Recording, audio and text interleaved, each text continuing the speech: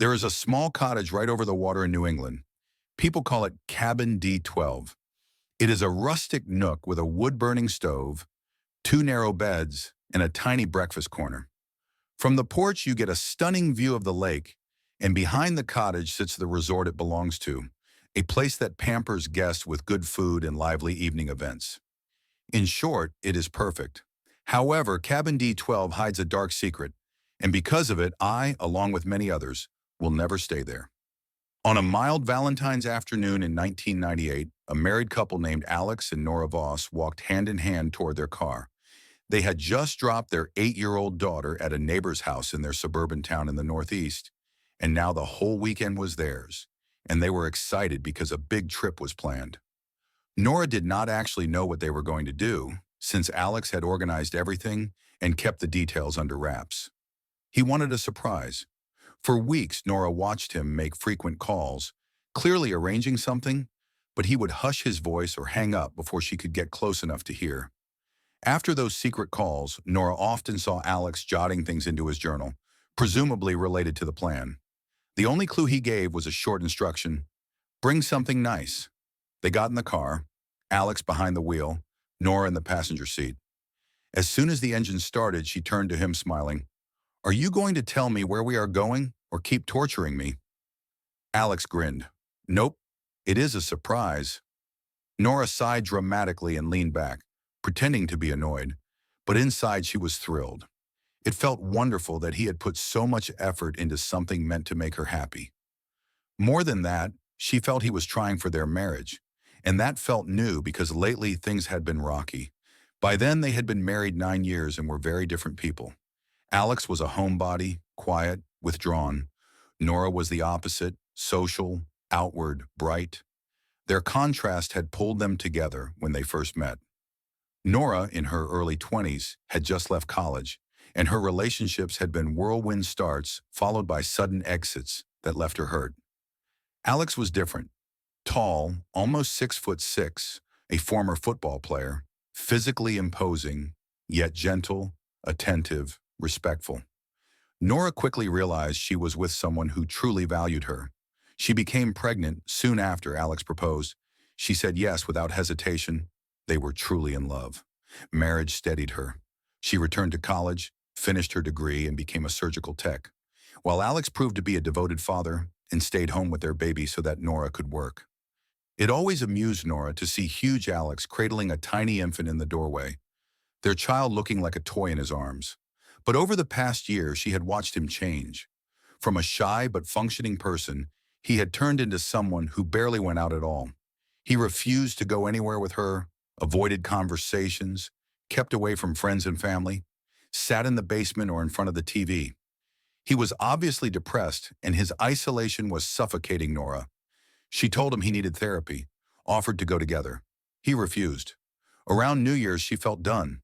She was unhappy and did not believe he would change. She told Alex she wanted a divorce. Hearing that, Alex finally grasped the gravity of the situation. He knew she was unhappy. He did not know she was ready to leave. He pleaded for another chance to prove he would change and that their marriage mattered most. Nora said yes. That is how the secret Valentine trip was born. For Alex, it would be the first step of a renewed life together, and Nora allowed herself to hope. After about 90 minutes on the road, Alex left the highway and followed signs toward the lakeshore. Minutes later, they rolled into Pine Harbor Resort, parked by the main building, and when the engine went quiet, Alex clapped his hands and turned to Nora. "We are here." She looked from him to the manicured paths and warm lights, smiled, and nearly hopped from the car. Hand in hand, they went in to check in. Champagne flutes appeared on the counter with their key cards, and the receptionist, lowering his voice, added that the cottage assigned to them was the nicest on the property. They took the keys and the drinks, returned to the car, and drove deeper into the resort to their cottage. It was Cabin D12, right over the water. Inside, Nora was impressed. A rough-hewn, cozy room, wood stove at the center, 2 wide beds, a little breakfast nook by the window. Perfect. On a small table by the door, Nora noticed a card that looked like a wedding invitation. She glanced at Alex. He smiled. "Go on." She picked it up, began to read, and her face opened in a grin. It was indeed a wedding invitation of sorts. Alex had purchased a romantic package, including the cottage and an evening dinner theater on site. The description promised a murder mystery called The Bride Who Cried, where actors would stage a wedding, then someone would die and guests would have to figure out who did it. For an extrovert like Nora, this was exactly right, and she was touched that Alex had chosen something that spoke to her love of going out, meeting people, playing along. When she finished reading, she looked up. Alex looked a bit nervous, unsure if she would like it. Nora smiled wide, hugged him tight. He hugged her back in relief. They spent the next couple of hours by the fire, sipping champagne, sharing stories, talking about the future, laughing. By 7 in the evening, they put on their nicest clothes and walked to the hall where the dinner theater would be held. The room was filled with round tables. The cast entered in full wedding attire. A bride, a groom, the wedding party, and guests were invited to behave like real wedding guests, mingling, clinking glasses, trading jokes. Nora immediately plunged into the play, chatting with actors and other guests as though she had stumbled into a real celebration. She was having a blast. Now and then she looked to Alex, hoping to see the same light in his eyes, but each time she found a still, blank expression, his gaze fixed ahead as if the event did not touch him. Twice she leaned in. "Who do you think did it?" And he simply folded into silence as if he had not heard. It stung, but she decided not to start a fight. Alex had worked too hard on the weekend to ruin it now. The plot centered on a groom tied to the mafia who had forced the bride into marriage by threatening her family. The climax came when the groom raised a champagne toast, took a sip, and dropped dead. Nora, with a few eager guests, spotted that the bride's mother had poisoned him. Once the reveal landed and the play ended, people stood and drifted out. Nora could not help being annoyed by Alex's emotional absence, but she swallowed it and said, "Let us grab a couple of beers at the bar, take them back to the cottage, and just be together." Alex actually smiled. Great idea. By the time they reached cabin D12, they were laughing again, telling stories, holding hands.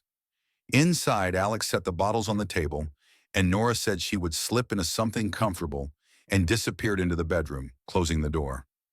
Alex walked to the entry and turned the lock. Hours later, a man named Pavel Korin, staying at the resort with his family, heard commotion in the lobby. People were saying cabin D12 might be on fire and someone could still be inside. Pavel looked at his cousin, and they sprinted toward the line of cottages. From a distance, they saw black, oily smoke billowing from the windows. At the door, Pavel tried the handle. It was locked. He shouted, listening for an answer, heard none. They ran around to the lakeside where a sliding glass door stood. Pavel tried the handle on one side. It was locked.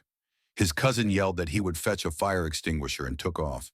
Pavel turned back and noticed the slider open on both tracks, and he had only tried one side. The other side was cracked open. He pulled it wider. Smoke surged out.